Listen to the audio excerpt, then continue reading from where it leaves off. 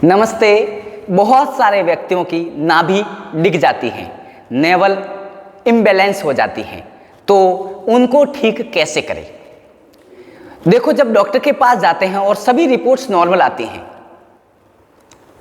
तो फिर अपन टेंशन में आ जाते हैं कि बीमारी आई नहीं, फिर भी शरीर में कमजोरी आ रही है, लूज मौसम हो रहा है, कब्जी हो रही है और खाना नहीं पच रहा है, शरीर टूट रहा है, शरीर में दर्द है, अच्छा नहीं लग रहा है, तो इसका मतलब हो सकता है कि आपकी नाभि डिगी हुई है।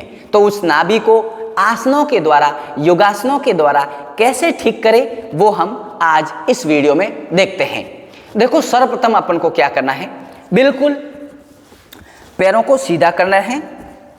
पैरों को सीधा करके इस प्रकार से आपको बैठना है, आराम से बैठना। बैठने के बाद श्वास भरते हुए हाथों को ऐसे ऊपर उठाना, बॉडी को जितना आप ऊपर ले जा सकते हो ऊपर ले जाना और श्वास छोड़ते हुए आगे झुकना।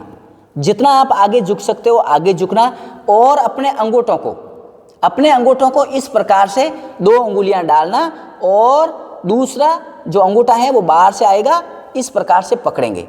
पकड़ने के बाद जितना आप आगे झुक सकते हो आगे झुकना और पंजों को अंदर खींचना, अंगूठों को अंदर खींचना।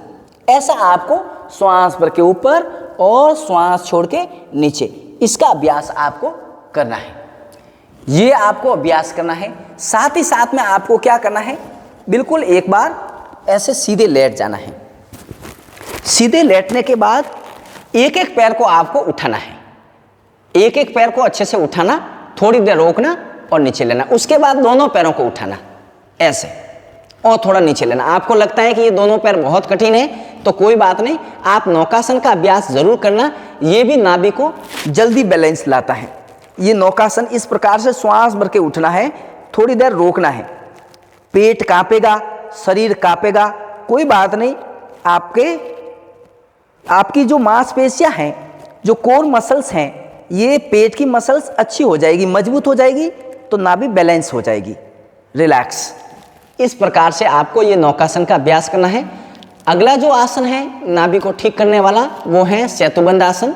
इस प्रकार से सेतुबंध आसन का अभ्यास कर सकते हो। पिंडलियां, ये जो अपने टखने हैं, इसको पकड़ना चाहो तो पकड़ लेना, नहीं तो कोई बात नहीं, ऐसे ही रखना और श्वास भर के ऊपर उठाना है।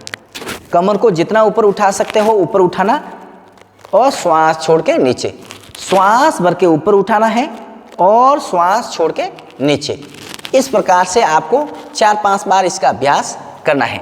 एक बहुत इंपॉर्टेंट है जो आपको करना ही करना है, एक पैर के पंजे को इस प्रकार से पकड़ना है, घुटने को मोड़ के पैर के पंजे को पकड़ना, श्वास छोड़ना और जितना हो सके अपने पास खींचना। अंगूठे को नाक पर टच करवा लेना, इस प्रकार से रखना है और फिर सीधा दूसरे पैर को मोड़ना, पकड़ना और अच्छे से खींचना और फिर धीरे धीरे रिलैक्स करना। ऐसे एक एक पांव से आपको 4-4, 5-5 बार करना है। फिर दूसरे पैर, दोनों पैरों को एक साथ मिलाना है। ऐसे दोनों पैरों को एक साथ मिलाना और फिर खींचना और नाक से टच करवा लेना या फिर फोरहेड से, ठोडी से, जो भी आपको टच करवा सकते हो ऐसे करवाना है। इस प्रकार से आपको करना है। अगला जो आसन है वो आपको मैं बता देता हूँ। बिल्कुल आपको आराम से बैठना है और वज्रासन में बैठना है। वज्रासन का मतलब है इस प्रकार से पैरों को रखना है, अंगूठों को मिलाना है और इसके ऊपर बैठ जाना है। ये वज्रासन में आप खाना खाने के बाद बैठ सकते हो। इस आसन में बैठना है तो बैठने मात्र से भी काफ़ी रिलीफ आ जाता है।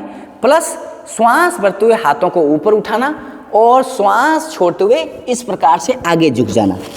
इस पोजीशन में आपको आना है। ये शशांक आसन है, चाइल्ड पोज, जो कि बहुत फायदेमंद है जब नाभि डिग जाती है तो।